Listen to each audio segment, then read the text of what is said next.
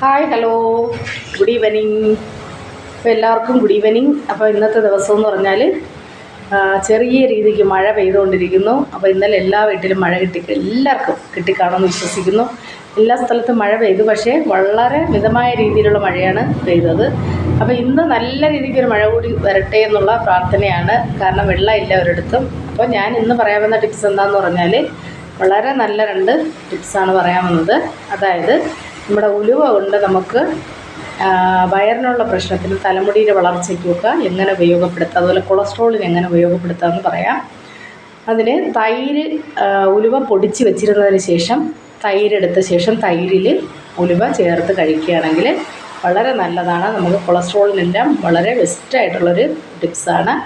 ഇനിയൊരു ടിപ്സ് എന്ന് പറഞ്ഞാൽ നമ്മുടെ വയറിളക്കമൊക്കെ വന്നു കഴിഞ്ഞാൽ ഉലുവ പൊടിച്ചെടുത്ത ശേഷം അതിനെ തിളപ്പിച്ച് അര ഗ്ലാസ് വെള്ളമൊഴിച്ച് തിളപ്പിച്ച് വേവിച്ച ശേഷം 1/4 ഗ്ലാസ്സാക്കി അത് കുടിക്കുകയാണെങ്കിൽ, അരിച്ച് കുടിക്കുകയാണെങ്കിൽ വയറിളക്കത്തിനും വയറുകടിക്കുമൊക്കെ വളരെ ബെസ്റ്റാണ്.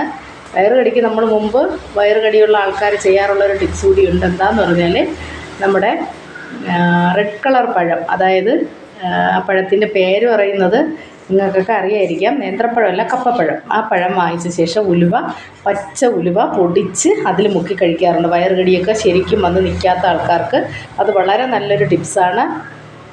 അങ്ങനെ ചെയ്തിട്ടുണ്ട്. വയറിൽ ഫുഡ് ഇൻഫെക്ഷനൊക്കെ വന്നു കഴിഞ്ഞാലും ഇതുപോലെ ചെയ്ത് കഴിഞ്ഞാൽ വളരെ നല്ലതാണ്.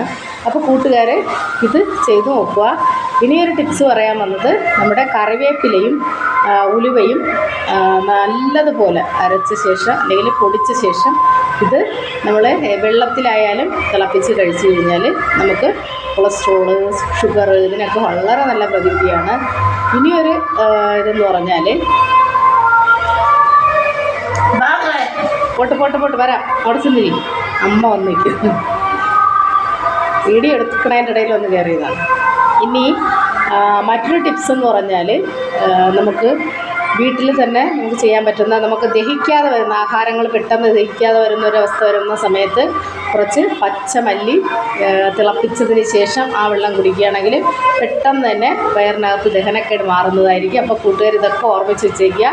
ഇനി ഉലുവ കൊണ്ട് നമുക്കൊരു ഉപയോഗമുള്ളത്, നല്ലൊരു ഉപയോഗമാണ്. എന്താണെന്ന് പറഞ്ഞാൽ, കടുകെണ്ണ വാങ്ങിയ ശേഷം ഉലുവ കൂടി ഇട്ട് കാച്ചിക്കഴിഞ്ഞാൽ ആ എണ്ണ തലയിൽ തേച്ച് കഴിഞ്ഞാൽ തലമുടി കൊഴിച്ചിൽ നിന്ന് തലമുടി നല്ലപോലെ വളരും. അപ്പം ഈ ടിപ്സുകൾ നിങ്ങൾ ചെയ്തു നോക്കുക. ഇവിടെ അടുത്തുള്ള അമ്പലത്തിൽ ഇന്ന് ലാസ്റ്റ് ദിവസമാണ്, ആ പാട്ടാണ് കേൾക്കുന്നത്.